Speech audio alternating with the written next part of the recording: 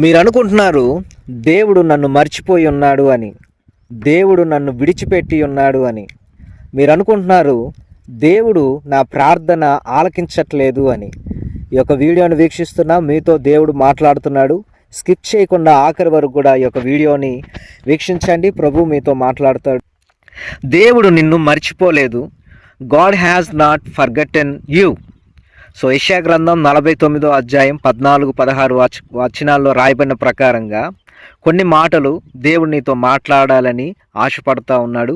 ఈ యొక్క వీడియోని మీరు ఎక్కడైనా ఎప్పుడైనా ఏ సమయంలో వీక్షిస్తున్నా మీరు ఒకటే అర్థం చేసుకోండి, ఏంటి అంటే దేవుడు నీతో మాట్లాడుతున్నాడు. దేవుడు నిన్ను దర్శించాలని ఆశపడుతున్నాడు.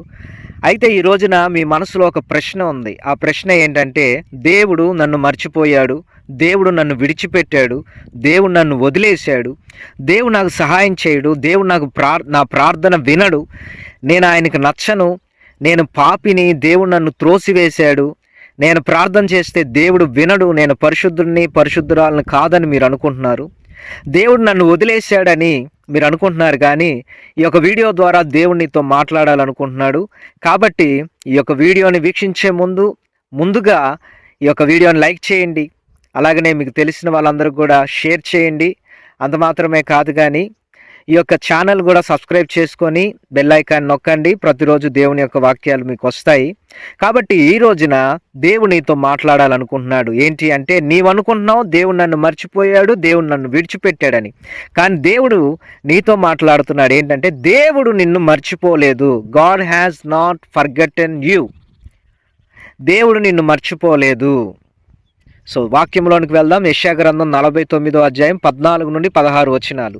యెషయా గ్రంథం 49వ అధ్యాయము 14-16 వచనాలు ధ్యానం చేసుకుందాం. చూడండి. అయితే సియోను నన్ను విడిచిపెట్టి ఉన్నాడు, ప్రభువు నన్ను మర్చి ఉన్నాడని అనుకొనుచున్నది. స్త్రీ తన గర్భమున పుట్టిన బిడ్డను కరుణింపకుండా తన చంటి పిల్లను మర్చునా? వారైనా మర్చుదురు గాని నేను నిన్ను మరువను.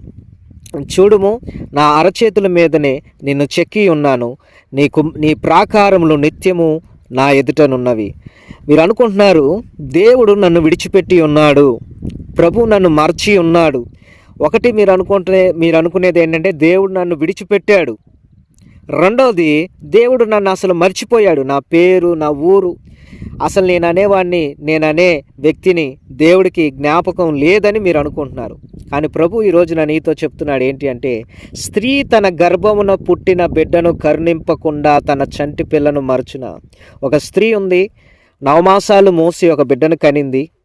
ఆ బిడ్డను కనిన తర్వాత ఆ బిడ్డ విషయంలో కరుణించకుండా తన చంటి పిల్లను మర్చిపోవడం అనేది ఒక స్త్రీ అసాధ్యమైన పని. ఎందుకంటే తన కన్న బిడ్డలను ఏ స్త్రీ కూడా మర్చిపోదు. కానీ కొన్ని సందర్భాల్లో స్త్రీ తన కడుపున పుట్టిన బిడ్డను కరుణింపకుండా మర్చిపోయే సందర్భాలు ఎన్నో ఉన్నాయి. వారైనా మరచుదురు కానీ స్త్రీ తన గర్భమున పుట్టిన బిడ్డను కరుణించకుండా మర్చిపోద్ది. కొన్ని సందర్భాల్లో న్యూస్ పేపర్స్లో, టీవీలో మనం చూస్తూ ఉంటాం. చాలా సందర్భాల్లో చెత్త కుప్పల్లో బిడ్డను పడేసి ఎంతోమంది స్త్రీలు వెళ్ళిపోతూ ఉన్నారు. సో కడుపున పుట్టిన బిడ్డని కరుణించకుండా చంటి పిల్లలను కూడా వదిలేసే రోజుల్లో మనం ఉన్నాం. అయితే దేవుడు చెప్తున్నాడు, వాళ్ళైతే అలా చేయొచ్చేమో కానీ నేను నిన్ను మరువను. దేవుడు నీతో చెప్తున్నాడు. ఒక స్త్రీ తన బిడ్డను మర్చిపోవచ్చు, ఒక తండ్రి తన బిడ్డలను విడిచిపెట్టవచ్చు, ఒకవేళ భర్త తన భార్యను విడిచిపెట్టవచ్చు, లేకపోతే ఈ లోకంలో ఉన్న స్నేహితులు, బంధువులు ఎవరైనా కానీ నిన్ను వదిలేసి వెళ్ళిపోవచ్చు. కానీ వారైనా నిన్ను మర్చిపోతారేమో కానీ నేను నిన్ను మరువను.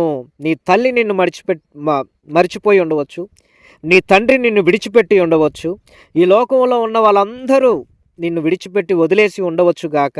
కానీ దేవుడు నీతో చెప్తున్నాడు, అయ్యా వాళ్ళైనా నిన్ను మర్చిపోతారేమో కానీ నేను నిన్ను మరువను, నేను నిన్ను విడువను. ముదిమి వచ్చు వరకు నిన్ను ఎత్తుకొని వాడును నేనే. ఎందుకు అనగా, చూడుము, నా అరచేతుల మీదనే నిన్ను చెక్కి ఉన్నాను. చూడండి ప్రియా దేవుని బిడ్డలారా, ఏదైనా ఒక రూపాన్ని చెక్కుకోవాలి అంటే మనం ఏం చేస్తాము అంటే, ఏదైనా ఒక గోడ మీదో, రాయి మీదో, మట్టి మీదో, లేకపోతే ఏదైనా పేపర్ మీదో ఎక్కడో చాట మనం ఒక ఆర్ట్ని గీస్తాం. కానీ దేవుడు ఏమంటున్నాడు అంటే మనలనంట దేవుడు తన అరచేతుల మీద గీశాడట. అంటే నీ రూపము ప్రభు యొక్క గాయపడిన హస్తం మీద ఉన్నది. అంటే నిత్యము ఆయన అరచేతుల్లో ఉన్నాం మనం. కాబట్టి ఆయన నిన్ను తన అరచేతుల్లో చెక్కుకున్నాడు. కొంతమంది ఏం చేస్తారంటే వాళ్ళని మర్చిపోకూడదు, వాళ్ళ పేరు మర్చిపోకూడదు, వాళ్ళ రూపం మర్చిపోకూడదు అని శరీరం మీద టాటూస్ అనగా పచ్చబొట్లు వేసుకుంటారు. ఆ రకంగా వాళ్ళు వేసుకొని వాళ్ళకి ఇష్టమైన వ్యక్తుల్ని వాళ్ళ చేతుల మీదో లేకపోతే ఎక్కడో చాట గుర్తుగా ఉంచుకుంటారు.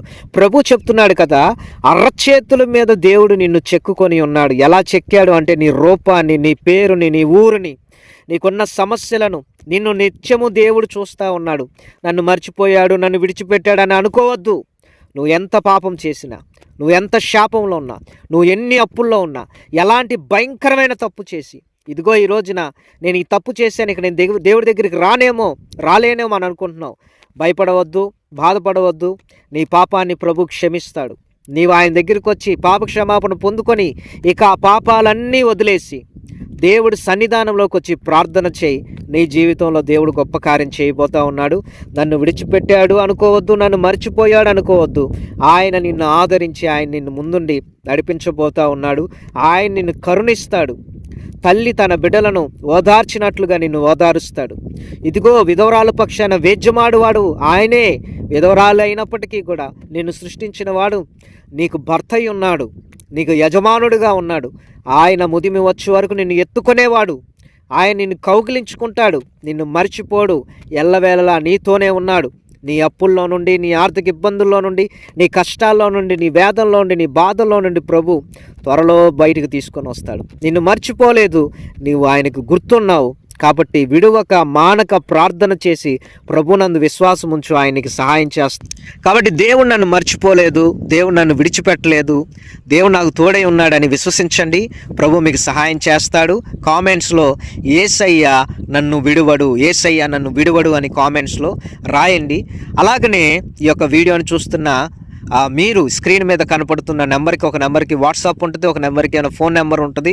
కాల్ చేయండి, లేకపోతే ఫోన్ చేయండి, లేకపోతే వాట్సాప్ ద్వారా మీ ప్రార్థన అవసరాలు తెలియపరచండి. ఒక 10 రోజులు, వారం రోజులు లేట్ అయినా కానీ, ఒకవేళ మీకు కుదరకపోయినా, నాకు మాట్లాడకపోయినా తర్వాత నేను మిమ్మల్ని కాంటాక్ట్ అవుతాను. మీరు కాంటాక్ట్ అయితే మీకు రెస్పాండ్ అవుతాను.